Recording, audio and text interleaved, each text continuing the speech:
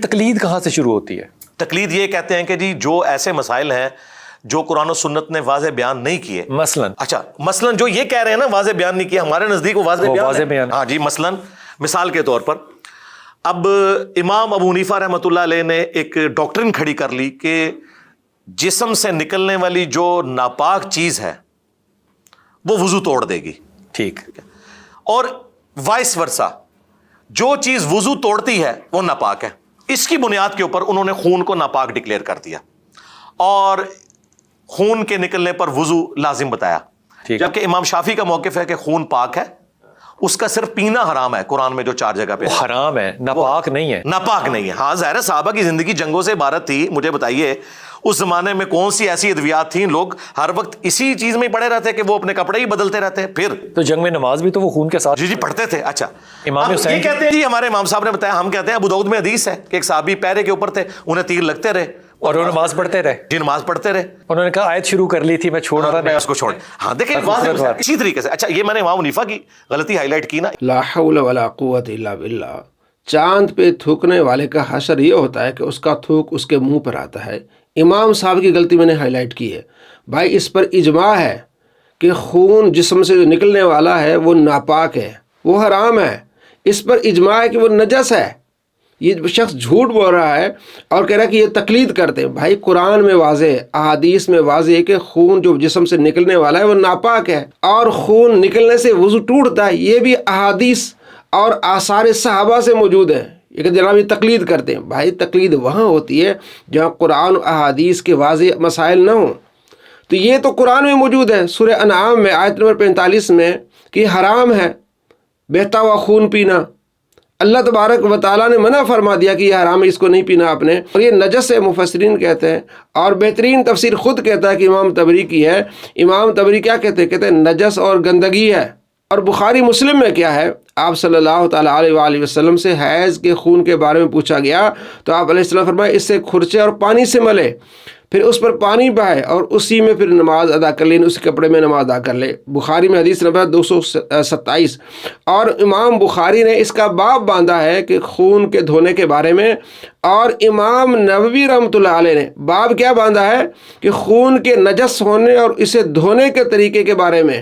خون نجس ہے اور اس کا دھونا کیا ہے، لازمی ہے۔ یہ امام نووی رحمۃ اللہ علیہ باب باندھ رہے، یہ جو شافعی ہے، باب و نجاست الدم و کیفیت غسل ہی، کہ خون یہ ناپاک ہے اور اس کو دھونا کیسے ہے، یہ امام نووی رحمۃ اللہ علیہ یہ باب باندھ کے پھر حدیث لاتے ہیں، یہ حدیث لاتے ہیں۔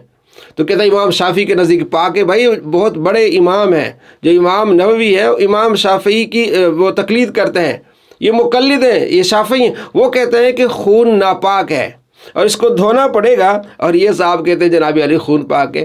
اس پر اجماع ہے کہ خون ناپاک ہے، نبی صلی اللہ تعالیٰ علیہ وآلہ وسلم کی حدیث سے بھی ثابت ہو گیا۔ اور امام احمد بن حنبل رحمۃ اللہ علیہ سے پوچھا گیا کہ خون کے بارے میں، فرمایا خون کے بارے میں تو لوگوں کا اختلاف ہی نہیں ہے، لیکن پیپ کے بارے میں لوگوں کا اختلاف ہے، جو خون ہے اس کے بارے میں اختلاف ہی نہیں، یہ نجس اور ناپاک ہے۔ اور امام نووی کیا لکھتے ہیں کہ خون کے نجس ہونے کے دلائل بہت واضح ہیں۔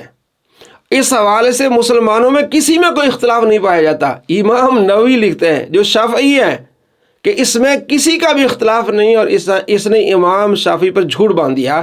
امام نووی واضح طور پر ان کی کتاب المجموع جلد 2 صفحہ نمبر 576 پر لکھتے ہیں کہ اس میں کسی مسلمان کے اختلاف نہیں ہے۔ اہل علم کی بڑی تعداد نے ہر قسم کے خون کے نجس ہونے پر علماء کرام کا اجماع نقل کیا ہے، جیسا کہ امام احمد بھی کہتے ہیں، امام نووی بھی کہتے ہیں، ابن حزم بھی کہتے ہیں، ابن عبد البر بھی التمہید میں کہتے ہیں، علامہ قرطبی کہتے ہیں، ابن رشد کہتے ہیں، اور امام ابن حجر عسقلانی فتح الباری جلد 1 صفحہ نمبر 352 پہ کہتے ہیں۔ اس پر اجماع ہے کہ خون ناپاک اور نجس ہے۔ اب یہاں واضح ہو گیا کہ خون ناپاک ہونے میں اجماع ہے، کسی کا اس میں اختلاف نہیں ہے۔ اب خون سے وضو ٹوٹتا یا نہیں ٹوٹتا، اس پر بھی تحقیق ہے۔ آئیے ہم آپ کو وہ حدیث دکھاتے ہیں جس کے بارے میں کہتا ہے کہ صحابی کو تیر لگا، خون بہتا رہا اور نماز پڑھتے رہے، تو اس سے ثابت ہوا کہ خون بہنے سے وضو نہیں ٹوٹتا۔ بھائی حدیث ضعیف بیان کر رہے ہو۔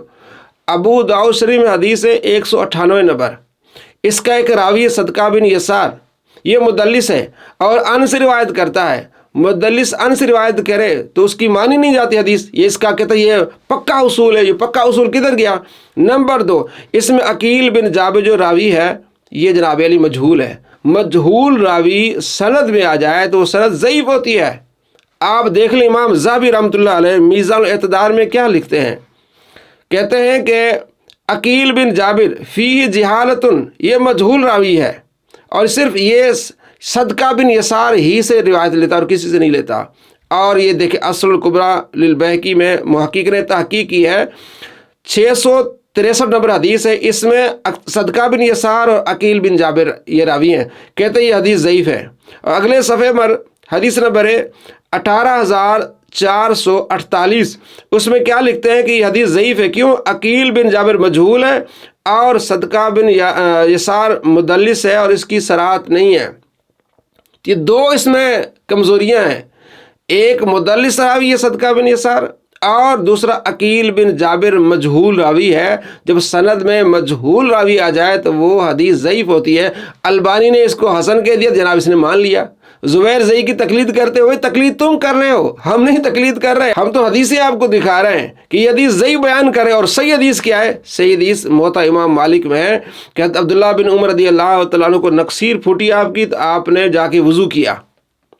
اور اسی طرح السنن الکبریٰ للبیہقی میں بھی حدیث ہے 3384 کہ آپ کی نقصیر پھوٹی تو آپ نے جا کے وضو کیا۔ صحیح حدیث کیا ہے؟ صحیح ہے۔ اور 3388 نمبر روایت ہے کہ عبداللہ بن عباس کی نقصیر پھوٹی تو آپ نے جا کے وضو کیا۔ ابن عمر بھی وضو کر رہے ہیں اور ابن عباس بھی وضو کر رہے ہیں۔ اور اگلی حدیث کیا ہے؟ 3389، اس میں سعید بن مسیب چوٹی کے تابعی ہیں، ان کی بھی نقصیر پھوٹی تو انہوں نے جا کے وضو کیا۔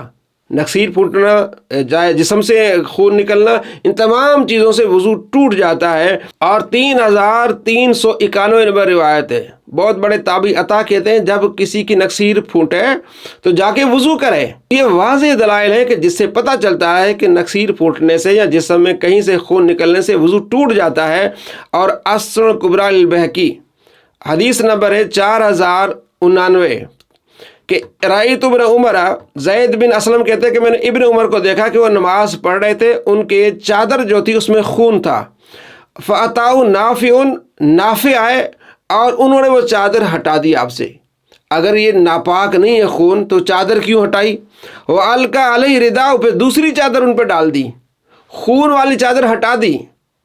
تو ایک تو قرآن سے، بخاری سے اور اجماع سے ثابت ہے کہ خون ناپاک ہے۔ اگر خون ناپاک نہ ہوتا تو ابن عمر سے نافع کیوں یہ چادر ہٹاتے؟ اور 4090 حدیث میں ہے کہ ابن عمر نماز میں آپ نے دیکھا کہ ان کی چادر کو خون لگا ہوا ہے۔ ایک اور موقع پر آپ نے اشارہ کیا تو آپ کی چادر کو بدلا گیا اور دوسری چادر آپ کو پہنائی گئی۔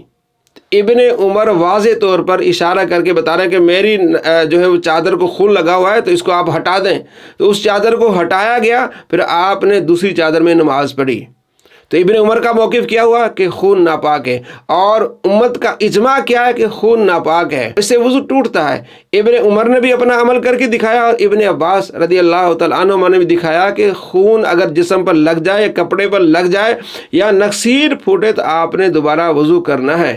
یہ امام ابو حنیفہ کی تقلید نہیں ہے، یہ امام ابو حنیفہ کے دلائل ہیں، قرآن و حدیث سے دلائل ہیں، یہ آپ کو دکھا رہے ہیں۔ اگر آپ پڑھ لیں تو آپ کے 14 طبق روشن ہو جائیں۔ جناب علی، میں امام ابو حنیفہ کی غلطی میں نے ہائی لائٹ کی، آگے دیکھیں ابو داؤد شریف میں حدیث کیا ہے؟ صحیح حدیث ہے کہ آپ صلی اللہ تعالیٰ علیہ وآلہ وسلم فرمایا، تم میں سے جب کوئی اپنی نماز میں بے وضو ہو جائے تو چاہیے کہ اپنی ناک پر ہاتھ رکھے اور چلا جائے۔ بے وضو ہو جائے تو ناک پہ ہاتھ رکھے، یعنی یہ واضح طور پر اشارہ ہے کہ میری نقصیر پھوٹی ہے۔ اب یہ نہیں کہ میں نے ناک پہ ہاتھ رکھی ہے کہ مطلب ہوا نکلی ہے اور بو آ گئی، نہیں۔ یہ دیکھیں، یہ آپ کے سامنے جو حدیث میں آپ کو دکھا رہا ہوں 1114، آپ اس کو اسلام 360 میں دیکھ لیں، صحیح حدیث ہے۔ اور کیا لکھتے اس میں؟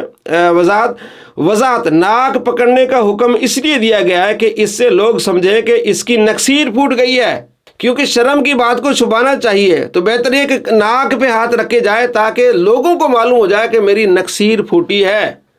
یعنی یہ واضح طور پر سب کا عمل ہے کہ نقصیر پھوٹنے سے وضو ٹوٹ جاتا ہے، اس لیے ناک پہ ہاتھ رکھ کے نماز سے نکل جائے۔